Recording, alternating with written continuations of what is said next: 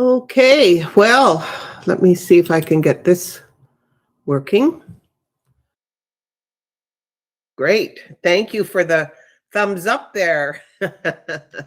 Thank you. I'm always worried that you can't hear me. So thank you. Thank you for being here. Looking forward to day two. And hopefully you're all ready for a exciting day two. And we'll continue on. Same as yesterday. Um, I will take questions. I'm always happy to take questions at the end.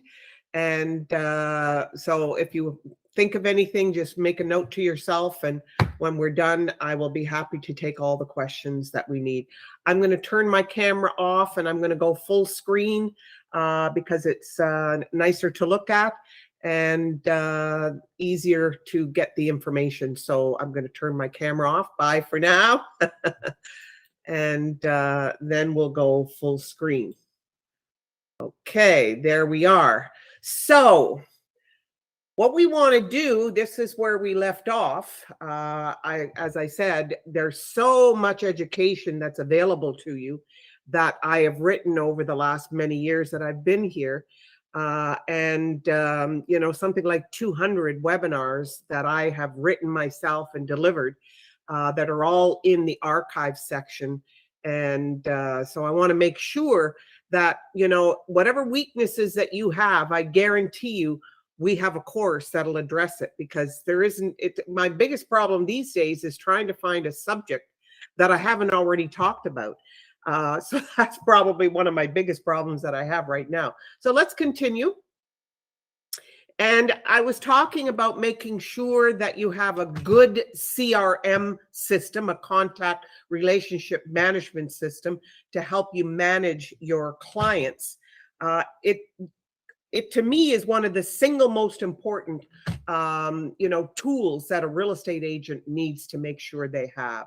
And there are many CRMs out there, many of them, but there are some that are designed specifically for real estate people, and they have everything that a real estate agent needs in order to manage their contacts, to follow up with their contacts, to be able to send large volumes of email out, and to be able to sort and filter, merge, all of those things. The one that I use, not that you have to be using the one that I use, but the one that I use is Exact, and it's spelled XACT, Exact. If you want to get a link to their program, just send me an email. Remember, my email is training@homelife.com. Exact. This is a real estate contact relationship software designed for real estate people. They're right here. They're a Canadian company. They're right here in the GTA area. Taking a drink of water. And you know, they've got one of the most user-friendly. They've got great tech support.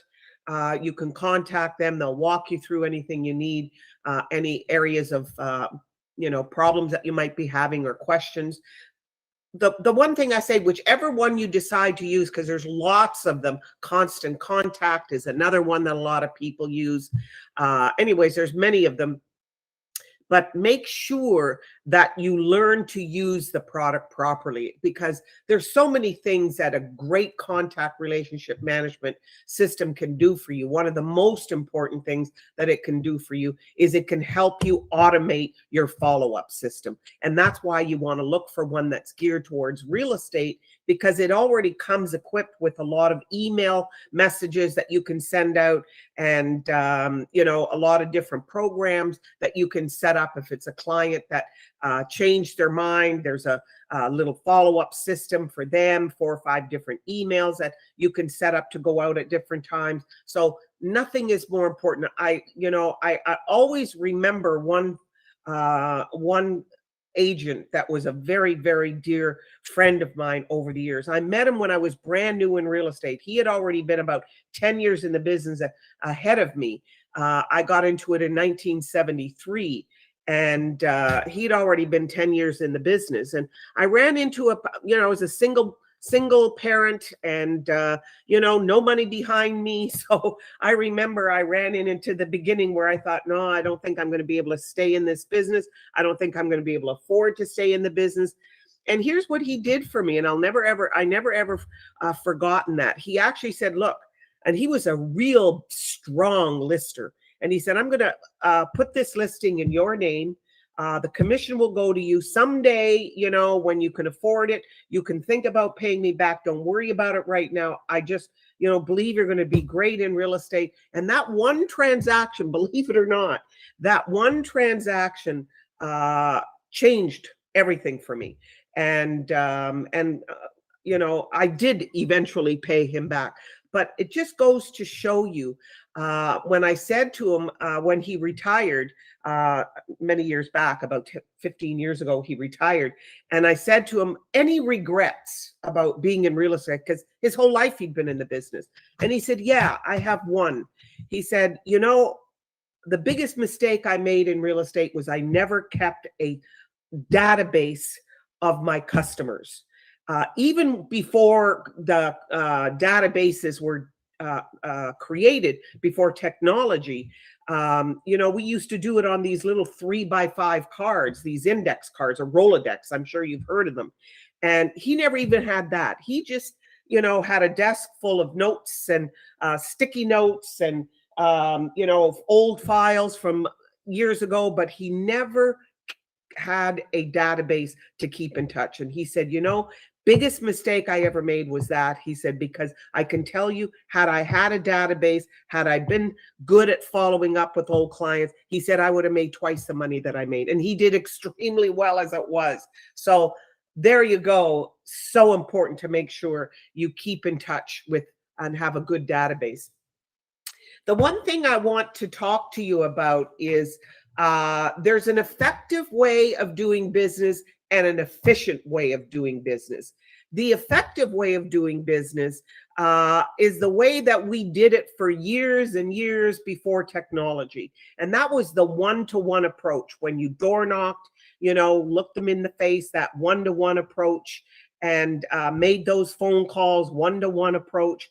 That one-to-one approach is very effective because what it does is it gives you an opportunity when you're knocking at their door for them to see you, if you're on the phone, for them to hear you, kind of thing. And it gives you control over the way the conversation goes when you're looking at someone. So it is a very effective way. It's also what I call now business. We'll talk about that more later.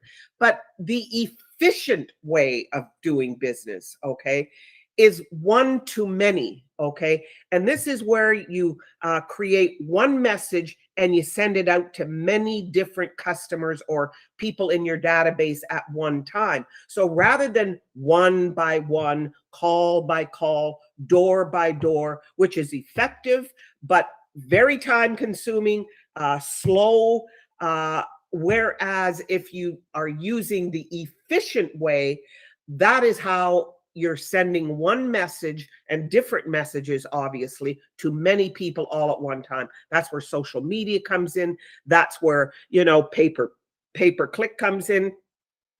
That's where using your website comes in. That's where having a good contact relationship management system allows you to send messages to many people. So what you really are looking at is both, okay? And very, very important to understand the difference between effective and efficient. We'll talk more about that.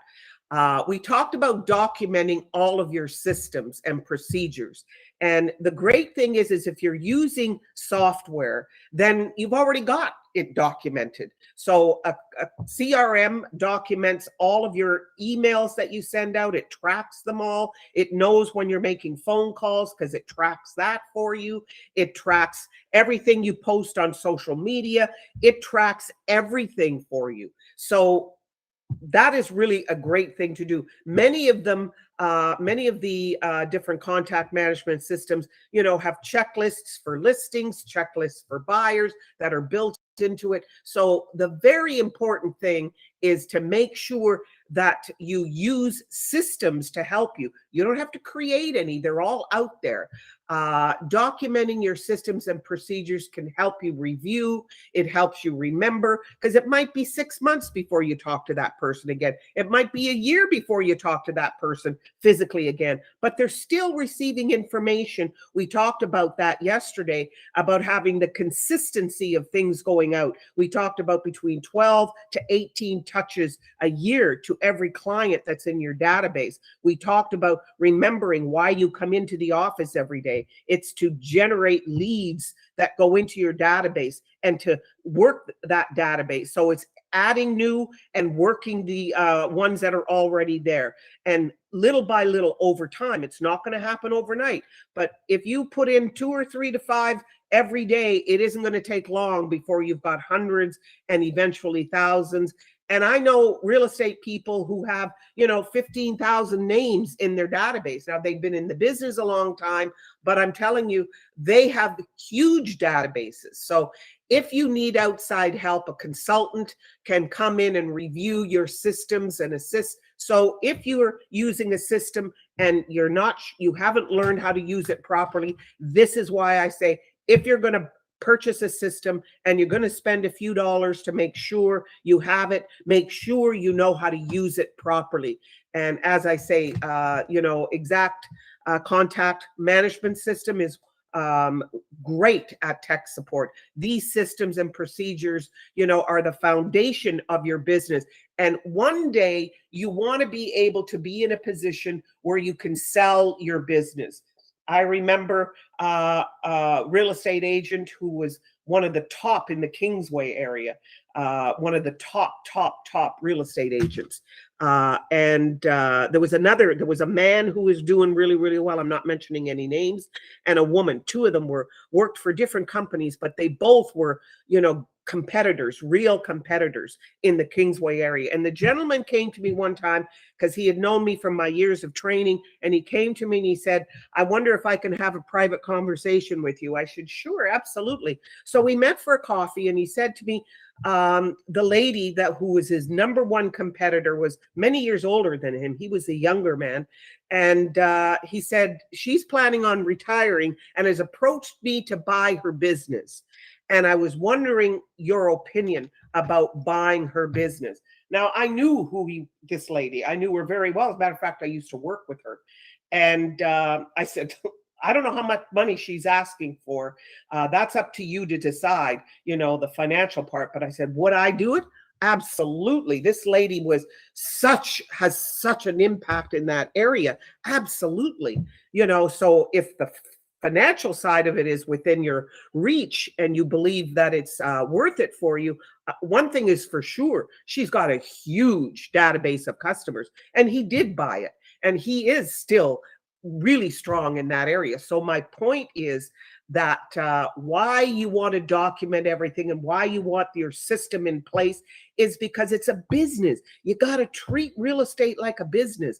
You've heard that a million times, I'm sure, but there's still so many people that don't.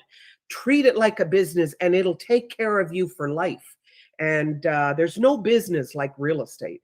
It really is the greatest.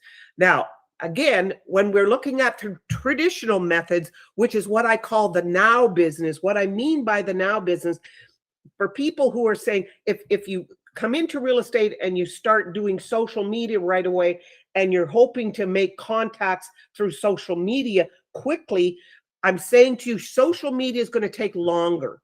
I'm not saying you won't make any deals with social media. I know people who 60-70% of their business comes from the internet, but they've been working it for 10-12 years. So the instant business for a new person is the cold calling, the door knocking, the direct mail, getting on the phone with referrals. That's what we call now business. It's something you're going to be able to find a listing or find a buyer much quicker than waiting for social media to build your clientele, to build your following and the messages that you got to create and build that relationship. That's going to take a whole lot longer. And really, I'm going to show you how to build and develop your business the first year, the second to the fifth year, and the fifth year on. I'm going to spread that out for you so you can see what I'm trying to do here. Hopefully, those of you who were here yesterday, I know there was a few that missed yesterday, couldn't log in, and I hope you're here today. But I will do this course again and again in the future, so watch for it. But remember that now business is very, very, very beneficial to you, and you want to be able to make sure that you know how to do that, because you're always going to have to get on the phone and call people. You're always going to go out there into your neighborhood if you're doing farming in a geographic area to get out and talk to your neighbors. Now, technology, as we know, for realtors has made it easier and easier for real estate agents to show properties, to market listings, to generate leads. However, not everyone is tech savvy. I mean, I'm in my, I'm an old one right now. I don't want to even say how old I am, but I'm way past my 60s. Let's put it that way. And when I got in the business, they didn't even have photocopiers. We had to type offers with carbon paper. In a Selectra, in a hand typewriter that didn't even have a corrector ribbon at the time. The corrector ribbon came in a year after, so it was ink white. If you made a mistake, you had to use that liquid ink white, and you had to go through, 6 layers of carbon paper and then wait for it to dry. Oh my God. Anyways, it was very, very different when I started.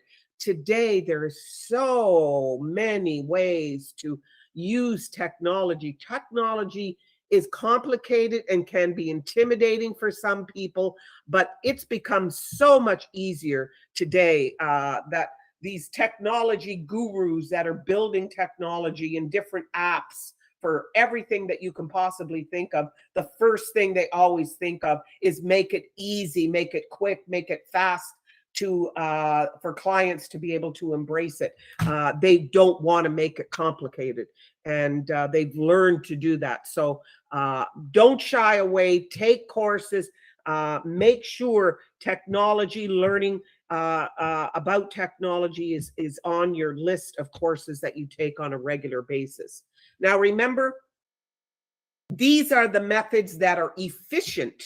We talked about the methods that are effective, and that is the door knocking, the cold calling, and so on. But these are the methods that are efficient. And what you want to do is you want to move from an effective to start building your database quickly to efficient, where it's going to make it much faster. And that is website leads from your website, doing different pay-per-click, making sure that your website can get found.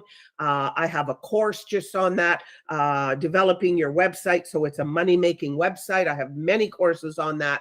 And then Facebook advertising, Google ads, Instagram, LinkedIn, YouTube ads, TikTok, and I spelt that wrong. Sorry about that. And Reels. In other words, if you've got all of these working for you, and I want to remind you that on April 14th, it's a Thursday, it's at 11 o'clock in the morning. There is a session with Back at You. This is a software that'll automate all of your social media for a fee that is so low you won't believe it. But I want you to come. They're doing a presentation on their product, and it'll manage all of your social media for you. When you get a listing, on all of the various social media platforms that you're using, newsletters, it does everything for you. So you want to be able to attend this. It's at 11 o'clock in the morning, April 14. Don't forget that date. Back at You. And if you want to review what they are about before the presentation, go to their website, backatyou.com, and I think they have videos there that you can see. It's an amazing tool, and we are offering it as an opportunity at a discounted, way discounted fee. If you want something to manage everything for you, make sure you do that, okay? And as I say, the website address is back, B-A-C-K, like you're back, at A-T-U-Y-O-U, back at you. You can check them out online right now. So here we are, okay? What you're doing to build your business. The now business, as I said to you, will always work. That's the cold calling, the door knocking, the direct mail, and the referrals. And then, of course, you want to brand your business by having a website, by having your social media in place, by having having content going out on the internet, doing pay-per-click, doing Google ads, and all of that can be automated for you. It doesn't have to be done by you. That's why I want you to come to that session back at you. But we can have all of this working for you. So now you can have, you can do the now business and the cold calling and door knocking when you want to. It's not something that you have to spend 100% of your time. In my day, we only had those three: cold calling, door knock, those four rather. That's all we had. We didn't have anything else, so we had to do it. Once you build your network online, you won't have to do it, okay, as much. Open houses, as we know, I always say to real estate agents, understand the reason to have an open house. And I'm sure you probably know this, but for those of you that are brand new, understand the reason to have an open house is not to sell the house that you're having an open house on. It might happen, but it's rare that someone will buy the house from an open house. At least it's not as rare now as it used to be because of the market being the way it is. But the real goal of an open house is to meet new customers that want to buy and want to sell. Remember, a lot of people that come to an open house live in the neighborhood, probably somewhere around this listing. They walk by this house probably many times in the run of a week, kind of to see this house inside and compare it to their own, because they're also thinking of selling themselves.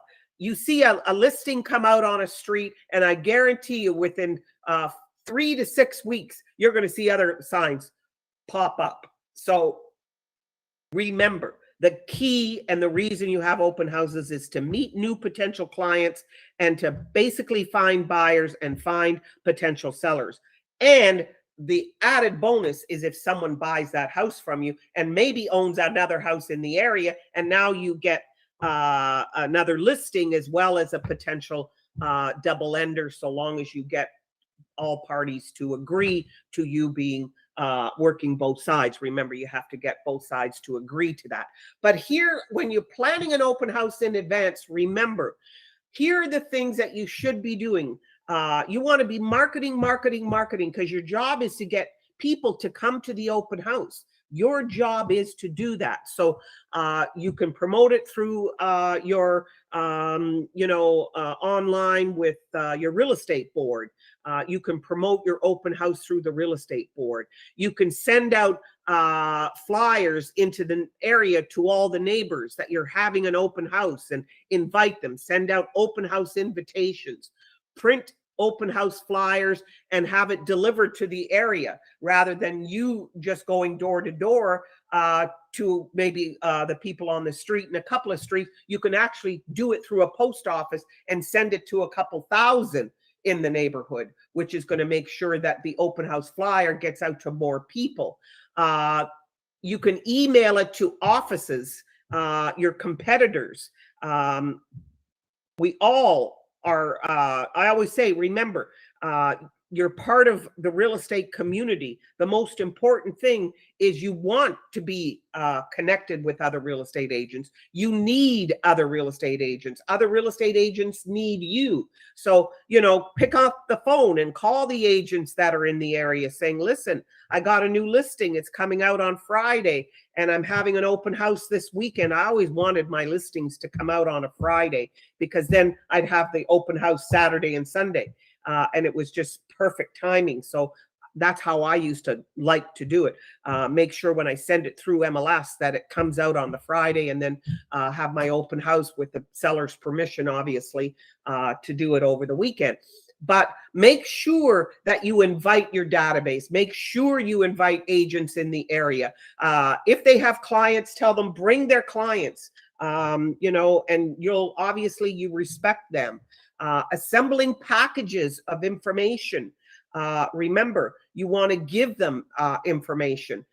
Remember, that's one of the reasons why we don't want the seller's home, because you should have other houses that you can talk about, that you can talk about, and give them sample listings of another area, another home just around the corner or so on, and say, look, there's a lot of other properties. If this one isn't what you're looking for, tell me what you're looking for, and here's some other listings. So, you can have them even on a laptop. I believe having a laptop there that you can have already, the listings already saved on your laptop, and you minimized on your screen, and bring it up and say, here's another one, here's another one. You can do that with the people that seem to be very interested. Make sure you're putting enough open house signs around the property, not just in front of the house. Make sure you've got yourself covered in all directions. Don't forget to remove the open house signs when you're finished. Have refreshments, okay? I used to like to buy the little water bottles, not the big ones, but the little ones are, a little less expensive, and you can have 12 of them or 24 of them, and people love to have a nice, and make them cool when you bring them in. And maybe you can have little cheese or whatever, and crackers or some fruit, whatever.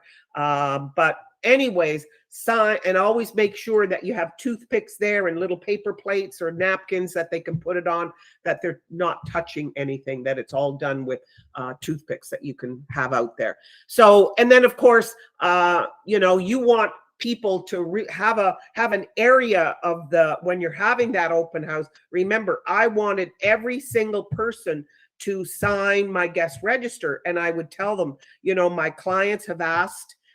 There's an app that you can get, very inexpensive, called Open Home Pro, I believe it is. And it's a program that is on a little iPad, and they fill it out, and at the bottom it says, are you willing to have us contact you, yes or no? And they can say no and abide by what they say. There are some people that will say yes. If you've got a great open house, you've got it well presented, many of them will want you, because that's how they're evaluating you. And traditional prospecting versus modern social media and the digital. And here's the combination. So this is why I say to real estate agents, one of the most important things is to make sure you've got all your areas covered, that you're not just doing one or two things. You don't know where buyers are coming from today. You don't know where sellers are coming from. Real estate is not just a local business anymore, where your clients are coming from around the corner, or in another neighborhood just down the block. Buyers and sellers, and sellers are coming from all over the world. People from all over the world own real estate. They're in China and they've got a condo that they want to sell, kind of thing. Or they're in different parts of, the Middle East or Europe or whatnot. So all of these areas are important for you to be doing business, on the phone, at the door, direct mail, referrals, and all the other digital ways. Don't forget, I've got a 4-hour digital marketing course that covers everything. Your website, how to get traffic to your website, social media, how to use social media, how to build your fan base. I've got that. That is a great certification course that you want to take a look at and see. I'm doing that one. I'm trying to see when I might be doing that again. And no, I don't see. I just did it. So not right now. But anyways, watch for it. We talked about all the traditional methods that are effective. And now here's the plan that I was talking about. Year one in the center, we've got from year 1 to year 2, and then we've got from 2 years and beyond. Okay. So if you're brand new in the business, okay, the first thing you got to understand is you got to learn to prospect. You got to learn to use the phone. I always say to real estate agents, you got to learn to use the phone. So there are leads that you can find from the trying to remember the name. Oh God, it's just off my mind. There's a database that allows you to find street names and everybody that is on that street, who lives there, whether they own it or it's a tenant. There's no guarantee that they own it. It could be a tenant that's in there. If they have a unlisted phone number, there will be no phone number there. However, if they have a listed phone number, their phone number will be there. If it's a do not call, if they're on the do not call list, it'll be red flag. And I'm trying to remember the name of this product.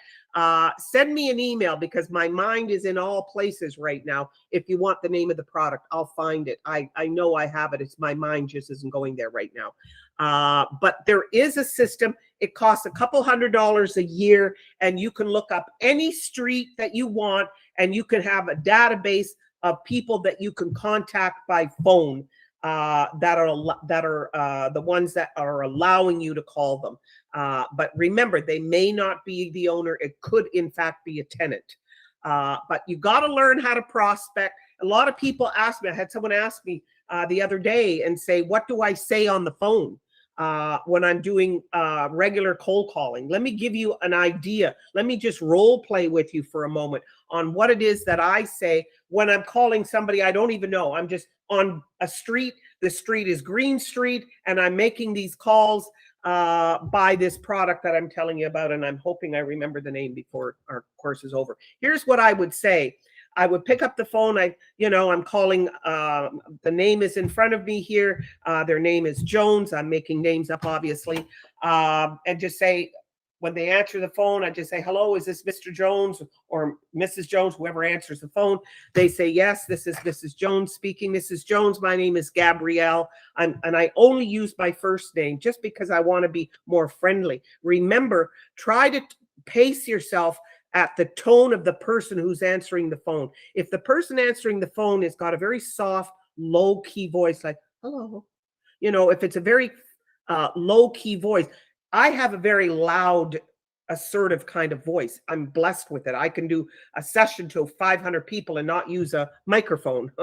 But it's also a problem, okay, when I'm talking to someone with a low-pitched, softer voice. I have to tone myself down. So try to adapt your phone call to the way you sound, to the way the person is answering the phone. So if they're assertive, then you can be assertive. "Hello," and I say, "Is this Mr. Jones speaking?" They say, "Yes, Mr. Jones speaking. Mr. Jones, my name is Gabrielle. I'm with HomeLife Realty, and I'm doing some work today on Green Street.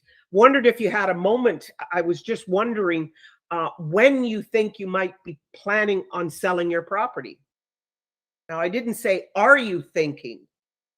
If you said, "Are you thinking?" that's a yes, no answer. They just said, "Not interested," or "I'm not thinking. I have no intention." Okay.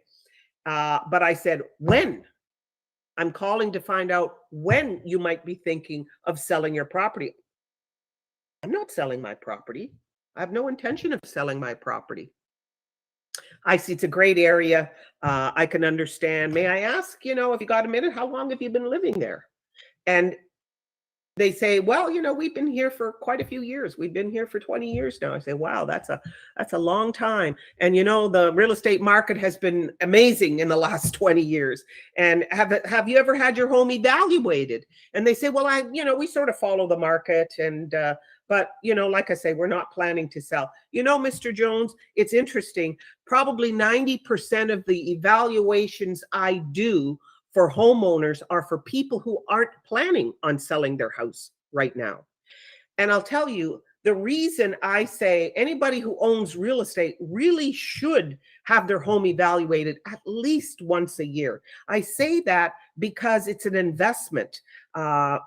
People who have stock, they're monitoring their stock pages regularly every day or certainly a few times a week. Real estate doesn't need to be monitored that frequently, but it is an investment and it should be monitored at least annually. It's free. There's no obligation. I can assure you. I'd be happy to do an evaluation to give you an idea of what kind of equity you have in your home right now. Now, that's what I would say, okay, to try. But the first thing is you got to try and get them talking to you. And that, takes a little skill in the beginning when you've never done it before. Remember, practice makes perfect. So you're going to have 1,000 teeth in your mouth and your tongue's going to be a foot long when you're new in the business and you're going to trip over words. But the more you do it, the better you get, the easier it gets. And then it just rolls out of you. Now, I always tell people, and I mean it, I believe anybody that owns real estate needs to have their home evaluated every year.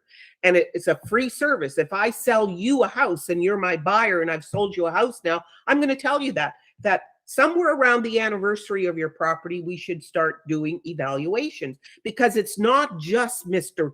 Client. If I'm on the phone, it's not just location. It is also timing. And you and I both know that as a real estate agent. It's not just location. Timing has everything to do with how much money you get. If it's a seller's market, obviously for sellers, it's a great time. If it's a buyer's market, seller's market to a buyer's market, and it happens quite slowly, the conversion from a seller's market to a buyer's market. Signs are there, but most homeowners don't realize the market has changed and won't accept it for a long time. So that is my conversation when I'm on the phone. When are they planning? Not are you interested in selling your home? That's not what I say. So you got to learn to do the cold calling. I used to love door knocking. It was my favorite thing to do because I happen to, like being out amongst people. That, as I say, is your now business. And then you can start to build your new agent. It's your first year, your first few months. You want to make sure you get a website and your social media accounts. I always say LinkedIn first, LinkedIn and YouTube first. First two, LinkedIn and YouTube, the two most important before Facebook and Instagram, seriously. And then you can start building out your website, getting good content on that, and start working that in your first year. Now, your second year, that is, from your second year, that is where you're really building the content on your website and repurposing. When you have posted an article on your website, take a part of that article, a sentence, a paragraph or two, and create a Facebook post, an Instagram post, a LinkedIn post kind of thing. So what you can do is when you have an article written for you, you want to make sure that you distribute that article, pieces of that article, into your social media, because that way you're not writing separate things. And as I say, don't forget that meeting April 14th. This is going to make it so much easier for you that one article and then this sentence I'm going to put on TikTok with this photo and this music behind it, because you can do all of that within TikTok, all of that within Reels as well.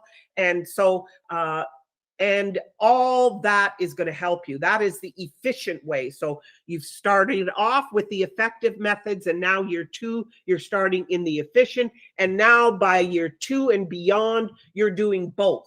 You're both making calls. Now those calls are that you're making, the cold calls are no longer cold. A lot of them are people you've already met. You've already done evaluation. And some of you are going to ask me, why would you want to do an evaluation in my little demo that I did for you. Why would you want to do an evaluation for someone who says they have no intention of selling right now? Well, how many times has someone said to you, if you have cold called at all in your time of being in the business, and they said, no, I'm not interested, and then 6 months later you see a sign go up? How many times has that ever happened to you? If it hasn't happened to you yet, I guarantee you it will. But here's the main reason why. I want to make sure you understand the main reason why. When I do my cold calling, it's in my farm area. So my geographic area that I'm calling, okay? So if you're calling, if you work condos in downtown Toronto, then it's a building. I'm calling this building today, kind of thing. And so anyways, here's the main reason. I want to get to know every homeowner in my area. Now, that'll never happen, okay? That's a pipe dream to think we can. But I want to get to know as many as I possibly can. I want them to have an opportunity to evaluate my services. The only way I'm going to be able to get this name that I have on a calling list to be a potential customer down the road, 2 years down the road, I've been almost 50 years, 49 years. And if I had been selling all of those years, and I know many real estate agents who have been, believe me, their clientele, they don't have to cold call at all anymore. Calls just come into them. That's what you want. And the only way you'll get your business to turn around where people are seeking you instead of you seeking them is to get out there and do evaluations. Let them see the quality of agent you are. Let them see what you do when you get a property listed and how hard you work to get it sold. And that way they'll remember you. And that way now you don't just have a name, you have a potential customer. Even though they've said to you, we have no intention of selling, they're going to carry me out in a pine box. I remember one agent telling me this story, true story, no kidding. And this was a beautiful listing. It was he even told me it was on Mississauga Road, where the big expensive houses was. And he did an evaluation for this property. And this woman was by herself in this house. And she said, I'm telling you right now, I love the services that you do. He kept in touch with this woman for many years. And she said, I'm sorry, I'm not going to sell this, but I promise you, if this house ever gets sold, you are going to be the agent that I choose. True story. Many years later, I don't know, 5-10 years later, he gets a phone call from a lawyer. True story. He gets a phone call from a lawyer, and the lawyer says, I am the lawyer acting on the estate of whoever this woman was. In her will, she said, if my house ever gets listed for sale, she, it was her family who inherited it. If my family decides to sell this house, if the agent X, Y, and Z is still a real estate agent and in the business, he is to get the listing. And he was, and he got the listing. Now, I've only heard that story once in my life, but wow, it was a true story. So you never know. So here we are, year one, how you plan your year one to get yourself off the ground. Year two, now going much stronger on the social media side, much stronger. And then year two and beyond, the year 3, 4, 5 kind of thing. Those years you should be starting to get some of your cold calling and the evaluations that you've been doing, some of them coming into play, and that's how you're building your business. So I want to make sure you see that spread out. Your goal is to stay top of mind. And, here's how: 12 monthly direct mail newsletters. Okay. We talked about this yesterday. If I do one newsletter every month, and believe me, this newsletter, if you're going to do it, I say to real estate agent, if you decide, there's nothing more important than a real estate newsletter. Let me tell you, of all the marketing pieces, every real estate agent needs a newsletter. And don't teach them how to cook chocolate chip cookies, because That's not what your job is. Your job is to educate them on real estate, investment, what they can do to make sure their home is always going to be appreciating in value, and that kind of thing, and what is happening in the marketplace kind of thing. That's what you want your newsletter to be about. But you want to make sure it goes out every month. If you're not going to do it every month, don't do it at all. That's what I used to say to real estate agents. I get them coming to me. Oh, I did 2 newsletters. I never got 1 lead. You might have to send out newsletters for 6, 8 months before you get one. Let me tell you, when I sold my house in Oakville and moved here to Burlington, I was in Oakville for 8 years. And for 8 years, there were 2 different real estate people that were sending me newsletters. And I can tell you, every month I read that newsletter, and I read both of them. And I can tell you, both of them came in and gave me an evaluation on my property. I just want to let you know. And that was 8 years of getting their newsletters. So you can also mid-month send another little email out. Client appreciation parties quarterly. We couldn't do that because of COVID. Well, that's opening up now for us. So more agents are starting to look at doing that again. Pop by to give gifts quarterly. The spring, little flowers, little seedlings to plant. Christmas time, your bougainvilleas. And I'm sorry, the Christmas one, again, my brain. And the pumpkins, that kind of thing, quarterly market updates. There's so much you can do. What's happening in the marketplace, there's always something to talk about. Right now, it's mortgages.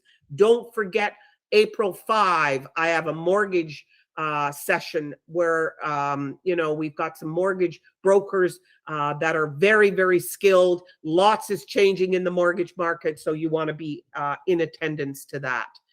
Expand your sphere of influence. And obviously past clients, friends of friends, okay? That's why you like getting invited to housewarming parties, because you get to meet people. If you've sold a house, tell them, are you planning on having a housewarming party? And they say, yeah, at some point we will. Well, let me know when you are, because I'd like to make a donation, either buy them some wine for the party or buy some, fruit trays or party trays of some sort, and get invited. And not that you're going to try and hustle any clients, but it's a great way to have, meet some of their friends, kind of thing. Obviously, all family members, previous work colleagues, go back many years, colleagues that you might, neighbors, obviously, kids, friends, parents, your kids who they play with, the friends, meet the parents, your church group. I remember there was one lady who was, she was the Christian realtor. I'm serious. And she made big donations to her church all the time. And, that's who she marketed to. And her marketing was all around, that, and did extremely well, advertised on the Christian radio station and, on TV as well. So what I'm saying is that you can find clients everywhere, local businesses, dentists, hair salons, classmates, from when you went to school, university, so on, your spouse's networks, any social groups, Toastmasters, Lions clubs, your, golf membership and everyone there. So there's all different places that you can find people that you can generate potential leads. Marketing for leads in your niche. Okay, obviously the door knocking, the media, TV and radio. TV, some of the local channels have come down substantially. And I see some, now you may not be able to afford this when you're brand new, but later on, let me tell you, there are some real estate people that I see on television all the time. Okay. And radio especially, and 680, the news channel. I always say to real estate agents, where would I advertise? If I was on radio, I would advertise on the news station personally. There are people who, get involved in the cultural things like art shows, and they donate money to museums and to art galleries and to theaters. And, there's a lot of them in Oakville, that real estate agents that are really strong in the theater side. And when you go to a theater and they give you the little pamphlet that talks about who's playing in the theater and all of that, it's them that pay for that, and their big ad is there. So media, radio, TV, video marketing, video, very important today. If you're looking at social media, a lot of real estate agents are now doing a lot more video. So make sure you start playing around with the video and learn how to do it. I don't care. Remember, the internet is two things: information and entertainment. Okay, so I don't care if you've got broken English, that your English language is not that great. I can tell you, I know that there are real estate people who do videos in their own language, and they cater to their nationality, and they're happy doing that. And they have good clients that they work with, and they make deals from clients that they have met online through their own language, that they speak their own language on these videos. So remember, prospecting for sale by owners. There's all kinds of for sale by owners online. Neighborhood farming, obviously. I have a course on all of that. If you're going to start farming a neighborhood, and how to be able to reach out there and become the visible realtor. We talked about open houses, community involvement, again, getting involved in volunteering, the PTA, and, Little League baseball games, and sponsorships, and college funds, and all of that, direct mail, and trade shows, and fairs, and everything that's going on. The business association, belong to the business association. Again, it's endless. And that's what you have to. Now, here's, a seller's questionnaire that I created for you. This is a sheet that you can have on your desk, kind of thing. And when you're on the phone, their name, obviously, if you look at the left side here for a moment, the date, their name, their email address, where they live, the address, best time to call, morning, afternoon, evenings, their spouse's name, their spouse's email. Do they have children? Yes, they have 2 little boys and 1 girl. Their anniversary date. You don't need to get all of this right in the first time you talk to them, but you should eventually try to get all of this information. Where do they work? Their company address, their business address. And here's some questions now. If you look, have you had your home evaluated by another realtor? Yes, no. Have you considered selling the home yourself? Yes, no. Do you want to move to a larger home? Yes, no. Are they upsizing? Are they downsizing? Why do you want to move in the first place? Okay, what is their reason? And you don't have to ask it this way. That's what you want the question to be. By the way, can I ask you what your reason is for selling? Is there something special right now that's happening? So you can change, but you want to ask the question. Do you know where you want to move to? Have you already found an area that you would like to move to? You could ask it that way. Okay. So if you can't find what you want in this area, is there a second choice of area that you would potentially be interested in? Do you know how much your property is worth? Have you ever had it evaluated? Do you have any idea of what you think it's worth? How much do you think it's worth? Okay. And always ask them that. Okay. And write it down, what they tell you.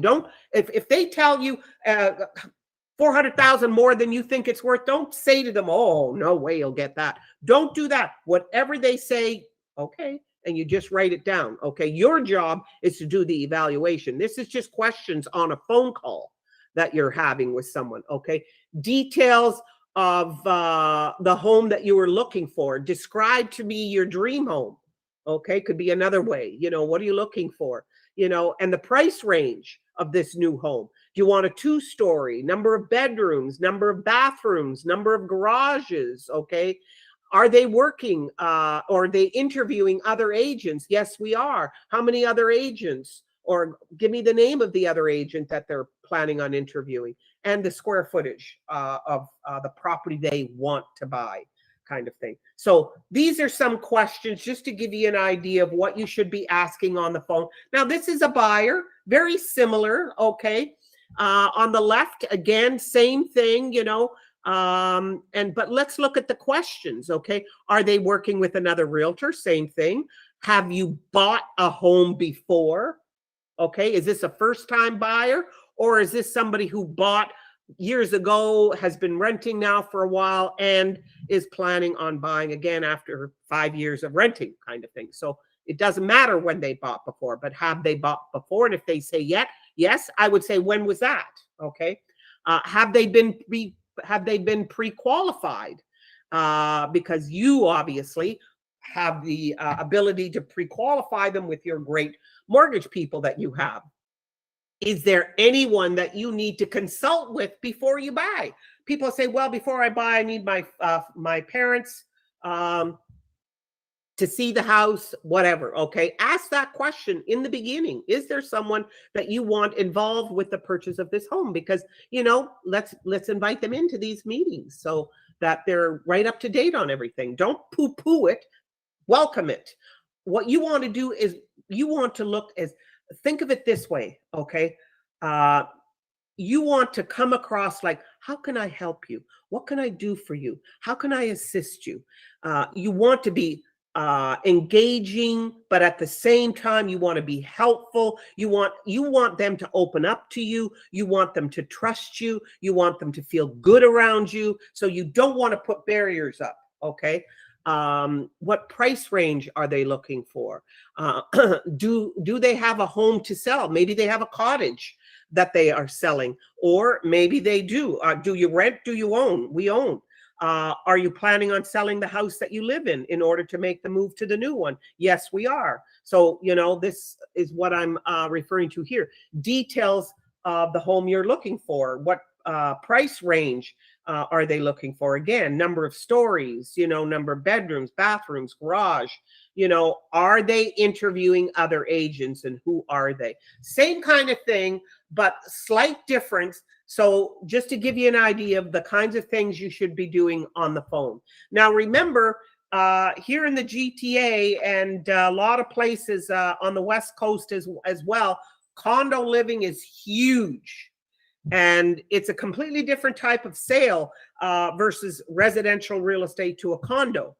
You know, people like condos because, you know, number one, as you get older, you don't want to be doing all the maintenance of a home anymore. You don't want to be doing the gardening. You know, you just don't want to be doing any of that anymore, you know. So someone else is going to handle all that work for you. Okay, that's one big benefit. Okay, major costs are shared. In other words, you know, that's what the maintenance fees are for, that, you know, you're not having to pay all those costs yourself. It's a different lifestyle to owning a home. Okay, where you are using an elevator, you're meeting people. It's much more for people who like mingling with other people. It's much better that way.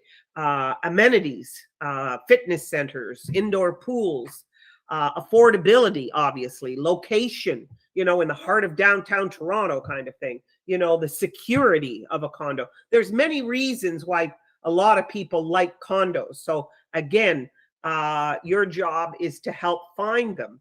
And I want to make sure that you know that pre-construction condos, if you're using the Income Real Estate website, they have all the pre-construction condos in their data bank. So one of the benefits of using the Income website is the fact they have all the pre-construction buildings already there with the information that you need. So remember that pre-construction is a big deal, and it's a whole learning course that is involved. That's the course for another day. But remember, some of the things that you want to think about when buying pre-construction.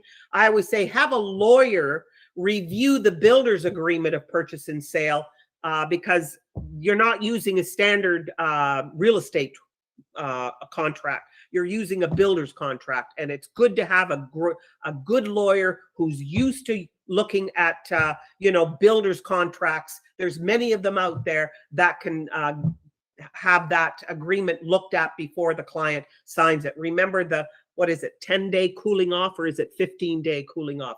Remember the cooling off period. Get home inspectors to evaluate, now obviously not the pre-construction ones, but the ones that are a few years old. Okay, remember there's pre-construction and they're selling existing ones. A lot of real estate agents say, I prefer selling a building that's maybe 2 to 4 years old rather than pre-construction, because pre-construction, it could be 3 years down the road. We don't know what the market is going to be like 3 years down the road. We don't know what interest rates are going to be like. And so for some, 3 years, 4 years down the road is risky for them. And if it's too old, the maintenance fees, the older the building gets, the maintenance fees start to go up. But if it's only a couple of years old, the maintenance fees are not outrageous usually in the beginning. They start to get high as the building ages. But consult condominium, technical reserve fund. Make sure you've got the lawyer looking at the audits, the technical audit, the reserve fund audit, and inspect the condition of the building, and especially the common elements. Make sure you go through all of that.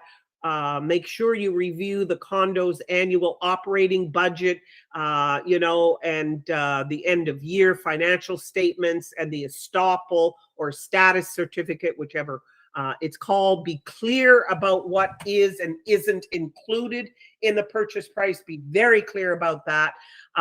Find out what your monthly condo maintenance fees include, and how likely are they to increase over the next 5 years, if there's any way of you being able to discover that. These are just a few tips to think of. But there are some courses that are really great on pre-construction. Lead generation, remember, and prospecting is the single most important aspect of your business. Agents that make the high 6 and 7 figure incomes are really strong in marketing, and they are spending money on lead generation, and they are promoting themselves. Remember, you can't do it just by doing it, the effective way, just cold calling and door knocking in the beginning. You need to make sure you're implementing all areas. This is the newsletter blog, that I was saying. You need the blog, which is a newsletter that's online, that's sent out through online methods. A lot of your, if you take that course Back at You, they will cover that in that session. And of course, then there's the actual one that you can do yourself, that's emailed out. But believe me, blog and newsletters are critical, because that is how they're getting to know you. Every month they see, and you want the front page of that newsletter, both the blog and the print newsletter, to talk about what's happening in the market. Okay, average house prices, days on market, list price to sale price ratio. Is the market up? Is it down? What percentage is it up? What percentage is it down? You want to make sure that that's the first thing they see when they get, and as your picture and your info is on the bottom or at the top on the banner. But the big part of the front page is what's happening to the marketplace right now, this month, and every month that they get the newsletter. Remember, you want to be developing a pre-listing presentation.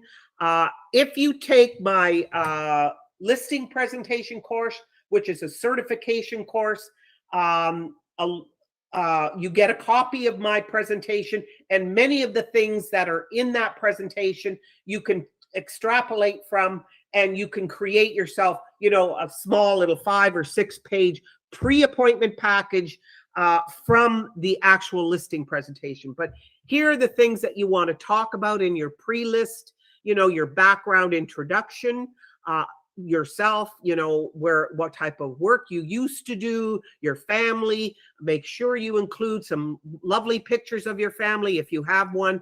You want a professional headshot. We talked about having a professional do that. You want to talk about the local market information.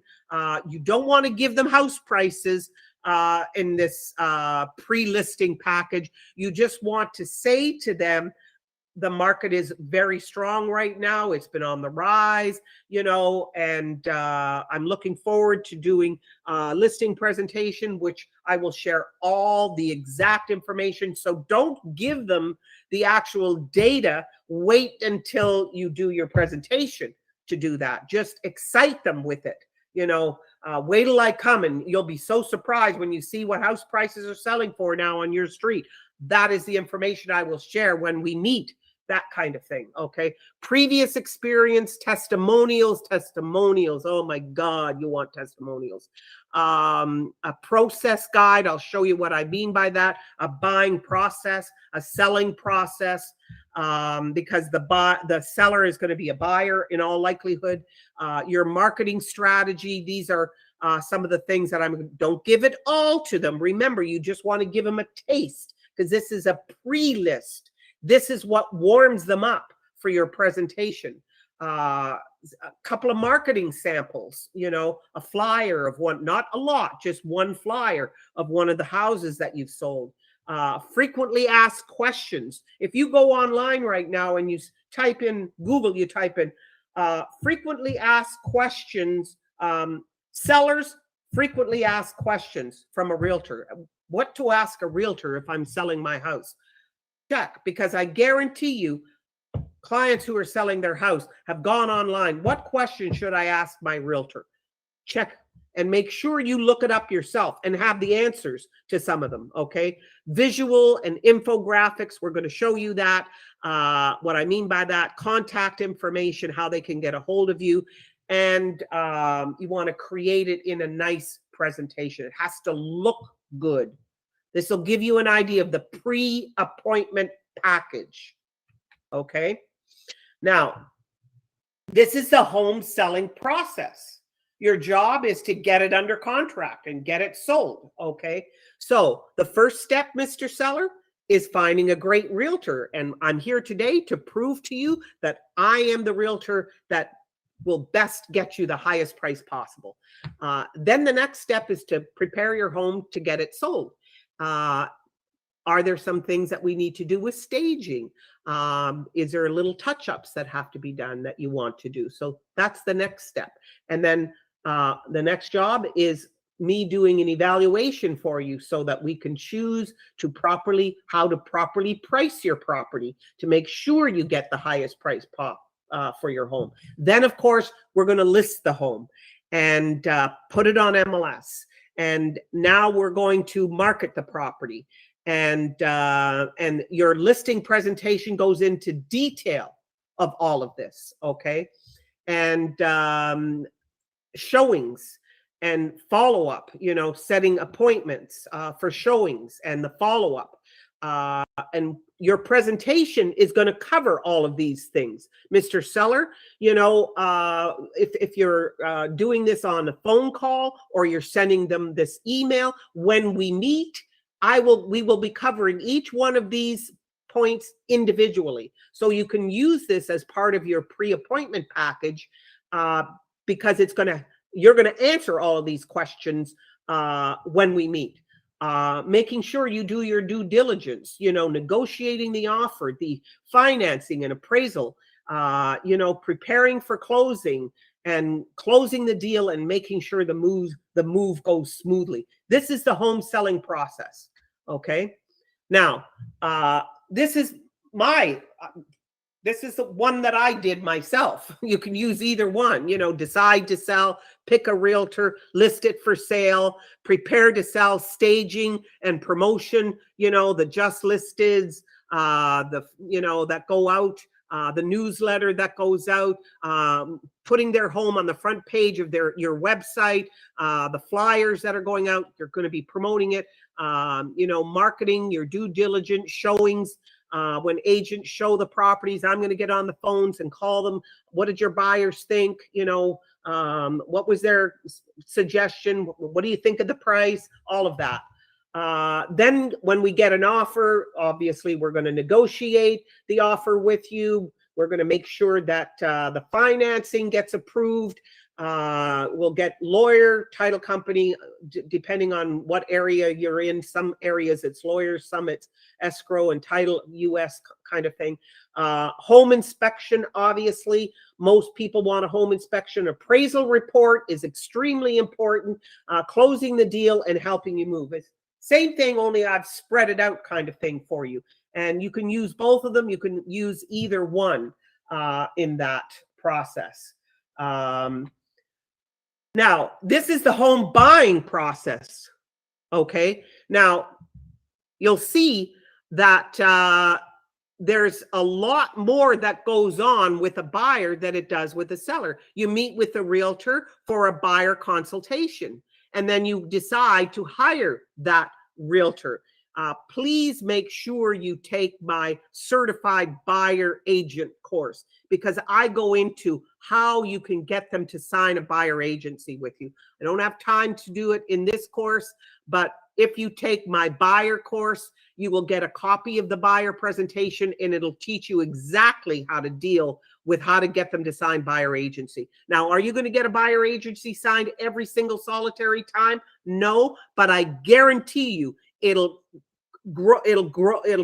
be better than what you're doing now. I guarantee you. So take that course.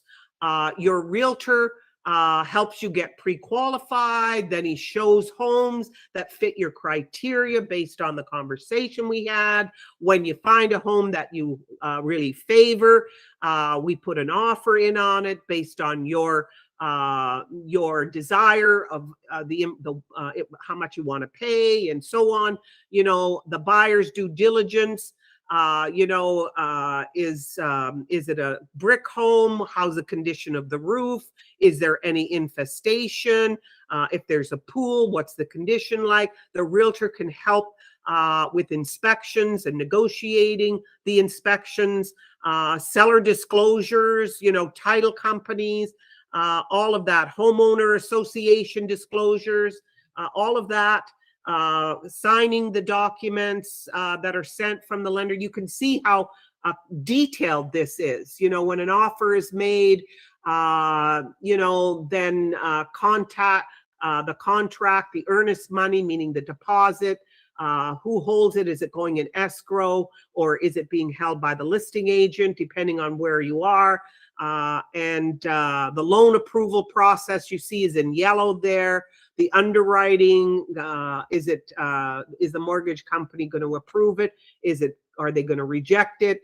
Underwriting tells that. The appraisal decides that, plus their qualifications, obviously. Buyer secures home insurance, and you can see that the buyer conducts the final walkthrough. Very important.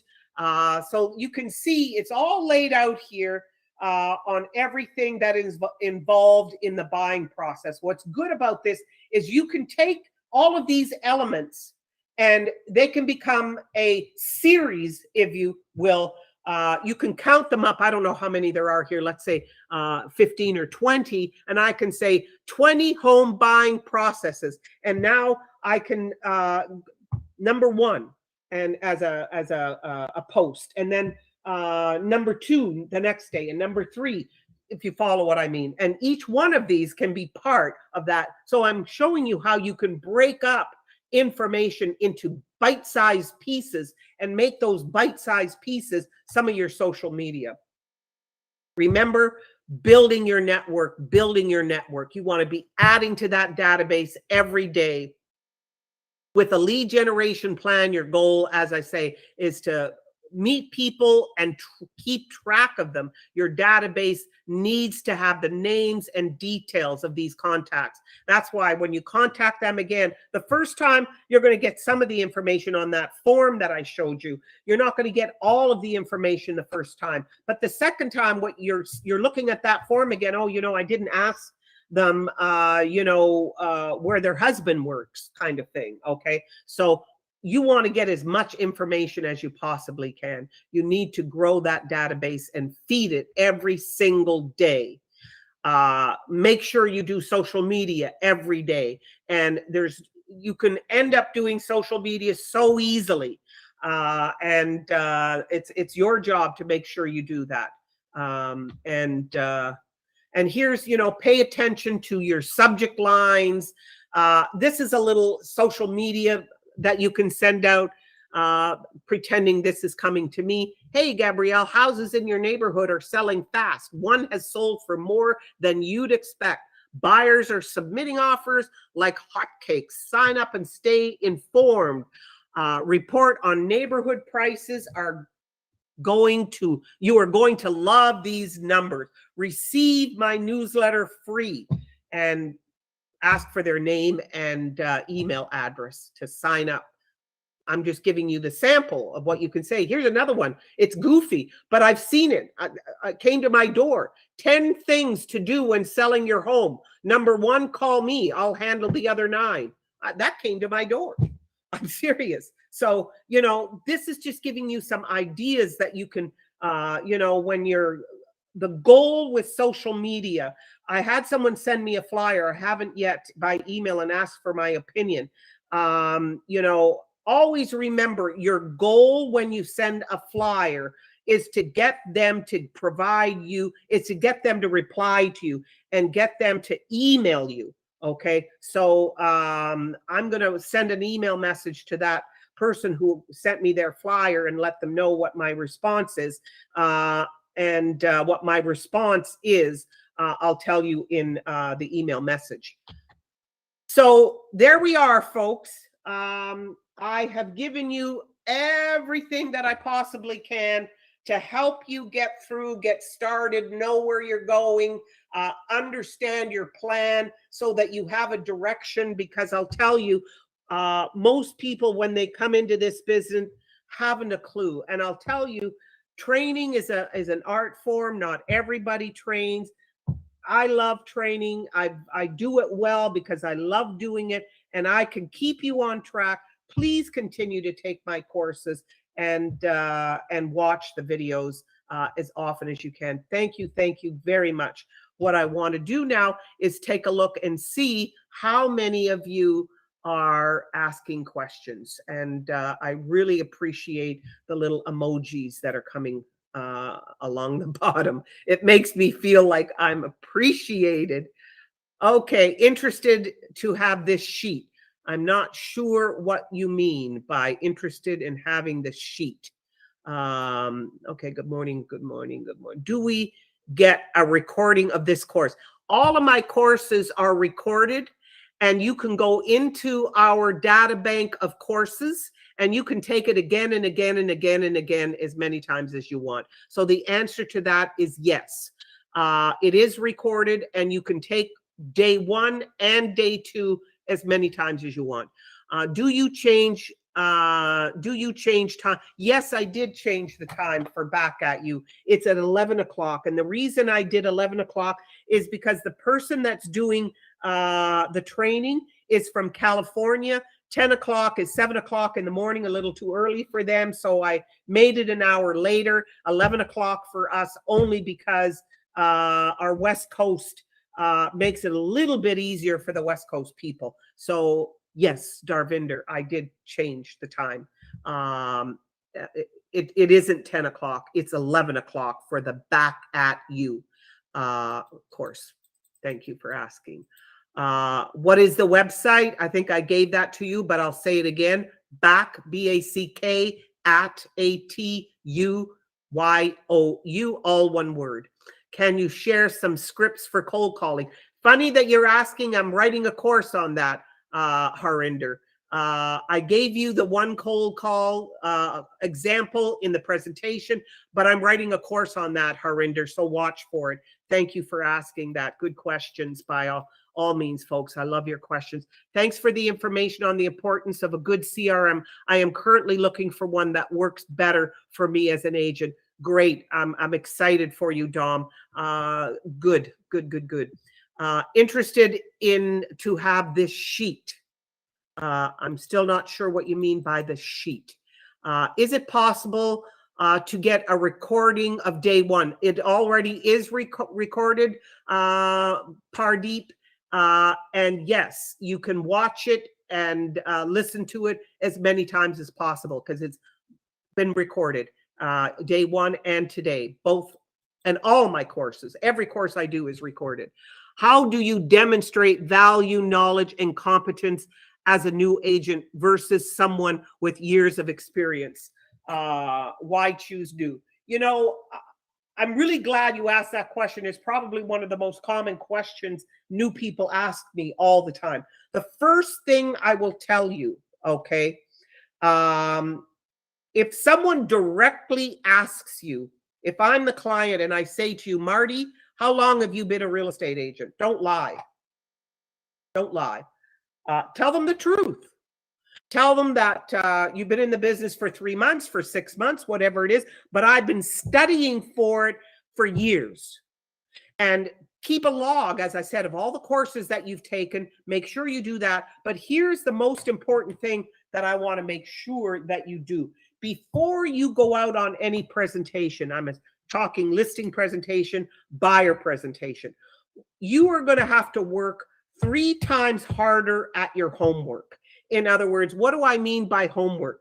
If you are going to do a listing presentation, wherever that listing presentation is, you got to go make sure you go to Wikipedia, learn about before you go on the presentation, read up on the area, go on MLS, find out what is sold in the last year, what houses in this area have sold. Do your homework. If there are houses on the market in the area, go inspect them. Don't just look at the videos, okay? Go inspect them. Educate yourself as much as you possibly can. Benefits of buying a home, benefits of selling a home.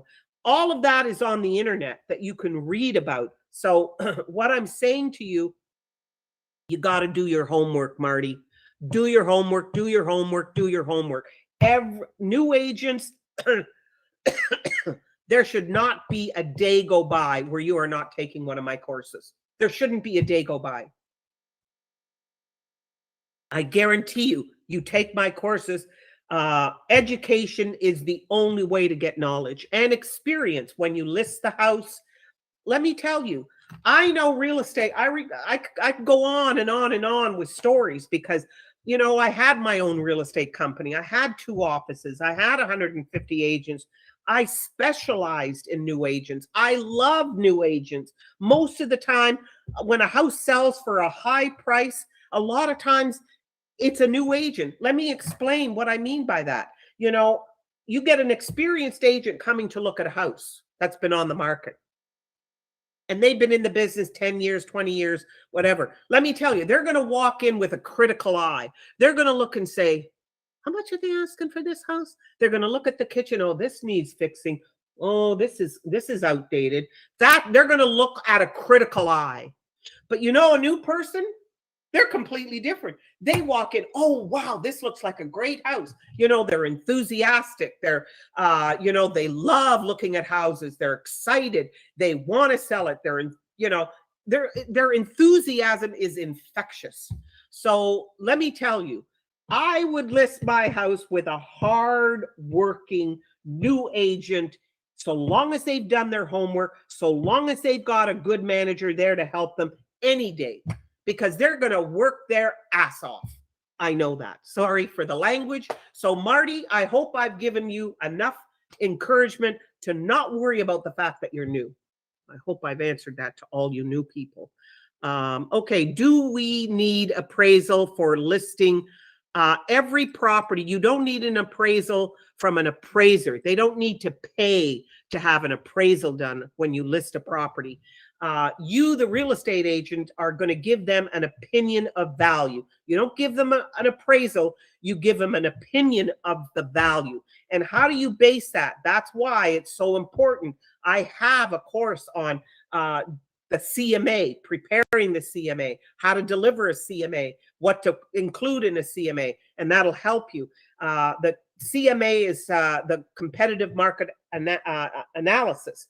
And all you're doing is looking at what homes are on the market. Take my listing course, because we go through this, Shalou, in great detail. Take my certified listing professional course. I do a whole listing presentation for you there. But yes, you look at what homes were on the market in the last 6 months in that immediate area that's similar to this house. What homes are sold in that area that are similar to the house that you're evaluating, and what are currently listed for sale. And that's how, and the more houses, that's why I say go in and look at houses, because the more you look at homes yourself by going into the house, that's how you start to realize what a $500,000 condo looks, well, be lucky if you find one, what a 700,000 condo looks like compared to a 700,000 townhome somewhere far out. That's how you're going to learn value, is when you go and inspect. Please, that'll help you. Fantastic. All the way. I will definitely be interested in many of your courses. Thank you, Darvinder. Really appreciate that. Thanks. I'm getting, I haven't received a link to attend April 14th presentation. That's because we haven't sent any out yet, Rahul. But I just got the marketing piece yesterday, and watch for it in the next few days. You'll start seeing it come out. But yes, you will definitely get an email. Watch for it. What email is used to send our certificates? The same email that you use to log into this, Milan, you will get an email. You should get it at the end today sometime. The certificate for this course, you should get today sometime. Oh, question sheet for seller. That's what you meant by the sheet, Iram. The question sheet for sellers. I can send you a copy of that if you want. And then you can, because I have them on my computer, and I'll send you a copy. How long is Back at You course? Oh, that, probably the whole course will be probably about 45 minutes to an hour. Can you confirm your email address? training@homelife.com. Training, TRAINING @homelife.com. I logged in with my Gmail account.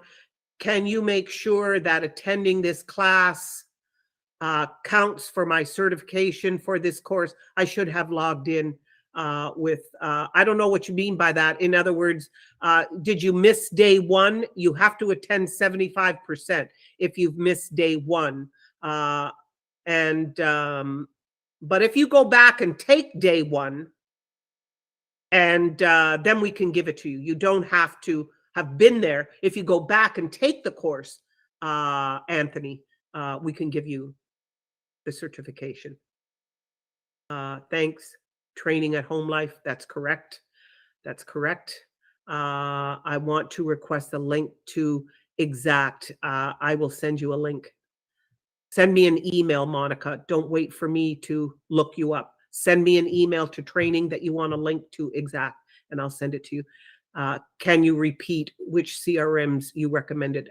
It'll be Exact is the one that I remember, but I'll send you a link to 2 or 3 others. Okay, folks. I think that's it. Wait, maybe I missed some. Let me keep going. Oh, no, it's not. My website is, that's right, is by Exact. It is IXACT. That's right. It's not on the calendar. The Back at You session is not on the calendar. We just started talking about this a couple of days ago, but it will be put on. I guarantee you. It's actually going to, if I'm not mistaken, it's going to be a Zoom meet. It's not going to be any meeting. It's going to be a Zoom meeting. Those of you that want to be at the Back at You meeting.